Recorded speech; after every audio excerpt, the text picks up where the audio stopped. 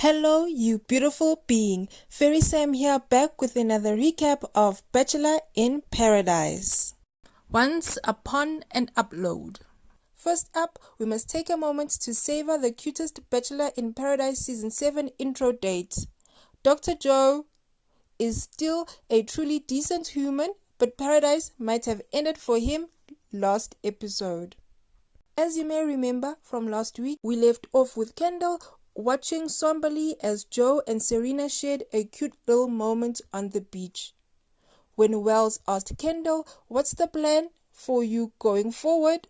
Kendall said she wants to talk to Joe again because I'm not really sure why. I'll tell you why, because you're still in love with him. So she takes Joe to the daybed and she tells him, "I've loved the way that we used to be. I still feel like you are my best friend, you know?" All Joe could do is listen and offer Kendall a shoulder to cry on, literally. I was impressed with the way Joe handled the whole situation. Joe was being very sweet, so we will not speak about him wearing socks with his man sandals. Once Kendall stopped crying, she asked Joe why he came to Paradise. Joe responded, "I came out here because I knew it was over between us. If I didn't feel that, I wouldn't have come." The reason I came out here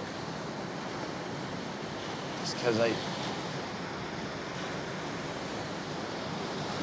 knew it was over between us.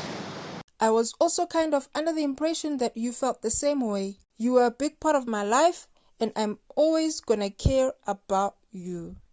As sad as it was watching Joe and Kendall, I am happy Joe found love again. And honestly, Joe and Serena are very sweet together. I just feel bad for her, but it doesn't take away from anything that happened with us tonight. I just want you to know that.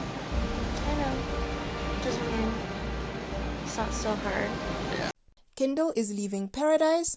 She shares a goodbye hug with Ivan. Ivan has had the worst luck in Paradise. Him and Natasha have the worst experience. Kendall's departure leaves Ivan in a wobble, especially since the women are handing out the roses this week. Lil Jon welcomes two new hunks to Paradise. It's Damar and Ed from Claire and Tasha's season. Natasha, for one, is pleased. She said, "I saw pecs, I saw abs, I saw traps. Girl, the meat." I saw pecs, saw abs, I saw traps.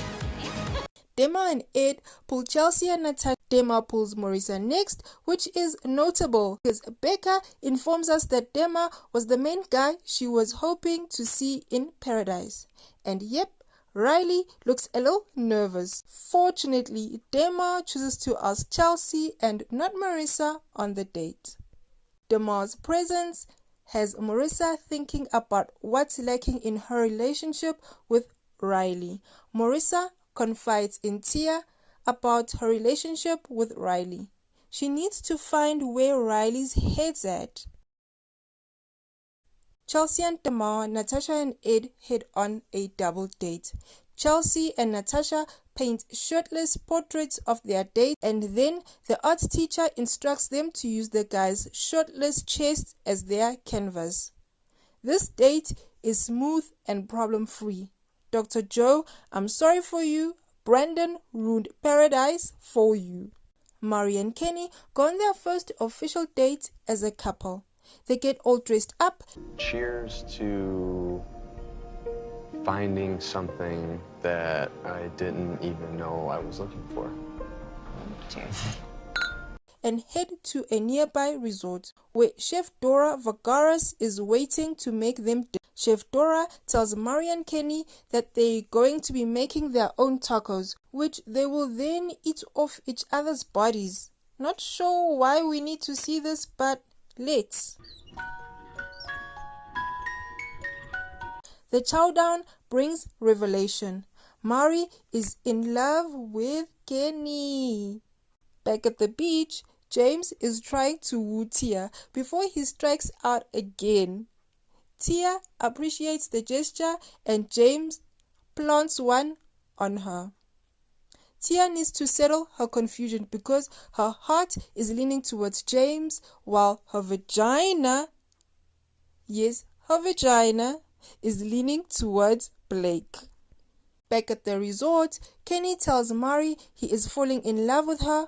It was pretty cute how nervous he looked saying it, but he has nothing to worry about because Mari feels the same way. Kenny is over the moon because Mari feels the same way, and she said it back to him. So Kenny and Mari make their way to the Boom Boom room, and we are treated to a montage of other happy couples cuddling and smooching on the beach. Joe and Serena, Noah and Abigail, and Thomas and Becca. And Maurissa was on the couch with Chelsea, worried that Riley hasn't been very vocal about his feelings for her. Maurissa asked Riley how he would have felt if Demar had asked her on a date. Riley says he wouldn't have liked it, but Maurissa probably wouldn't have known. Maurissa tells Riley to open up and let her know how he feels. Rather than pushing back, Riley agrees he needs to be more open. He admits that when she was talking to Dem, he was surprised at how much it bothered him, and he hoped that Maurissa told Demar that she was already spoken for. Riley went on to articulate the roots of his relationship anxieties. After talking about his insecurities, Riley is ready to tell Maurissa that he is in fact falling in love with her. He even wants Maurissa to meet his mom. You guys, that's so sweet. Of course Maurissa loves it. I want you to be my man. I know that I am falling in love with you, she says. I am falling in love with you. I'm falling in love with you too. What a perfect night in paradise. Surely the next day will be even better. It's the Bachelor in Paradise producers on camera, and that has never been a good sign. Producers request the contestants to evacuate the beach, and Ivan is enjoying his meal while everyone else is panicking. There's a dangerous tropical storm approaching. Joe and Serena were faced with their first real separation. And it's time for everyone to get moving. The contestants arrive back in paradise in the morning, where Lil Jon is waiting to tell them they have 1 hour to get ready for the cocktail party, which is surprisingly happening during the daylight hours. James, Dr. Joe, Aaron, Ed, Demar, Blake, and Ivan are all in danger of being sent home.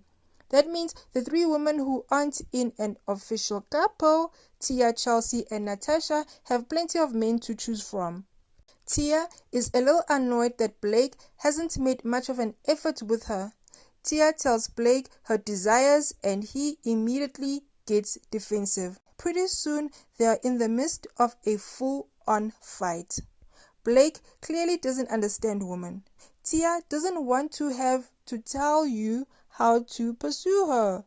She wants you to take the initiative. Dude, what's wrong with you? Take the time and effort to figure out what's important to her and use that information to make her feel special.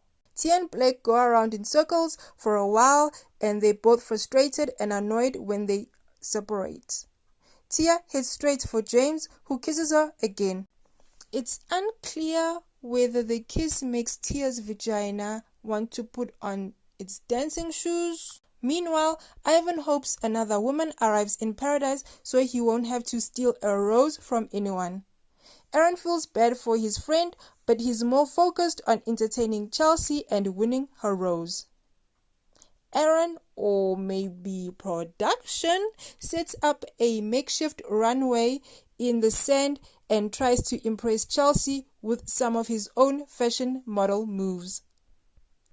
Aaron works the runway and Chelsea loves it. They cuddle on the daybed and kiss. Ivan later on pulls Chelsea for a chat on a different daybed. Chelsea seems interested in talking to him and admits that when they first met, she thought he was kinda cute. Unfortunately, their flirty banter is happening before the very eyes of Aaron. I mean, you knew Ivan was gonna leave it all out there. Bro, he just lied to me. Like, what is he doing? He's never talked to her one day in his life until today. And the fuse on his very quick temper begins to smoke. Aaron heads over the bar area and calls to Ivan from the beach. Come over here. No, I'm not coming over to you. Come over here, I'm bro. not coming to you. Come over here. What do you want to say? All right. Look, remember when you told me at the table, you said you're not trying to take anyone's rose? Yeah, it was. And I said, And then yes. what was that? Yes, Chelsea surprised me. She said she Bitch wanted... move, bro. Aaron and Ivan have beef and we are left on a cliffhanger. Face, Walk dog. up. Now how do you feel about it? What are you about to do about it? What do you want to What are do, you about bro? to do? Why'd your lip quit, bro? There's a lot to unpack. Should Tia choose James or Blake? Or are neither of these guys right for her? Are you rooting for Maurissa and Riley as much as I am? Let me know your thoughts in the comment section below.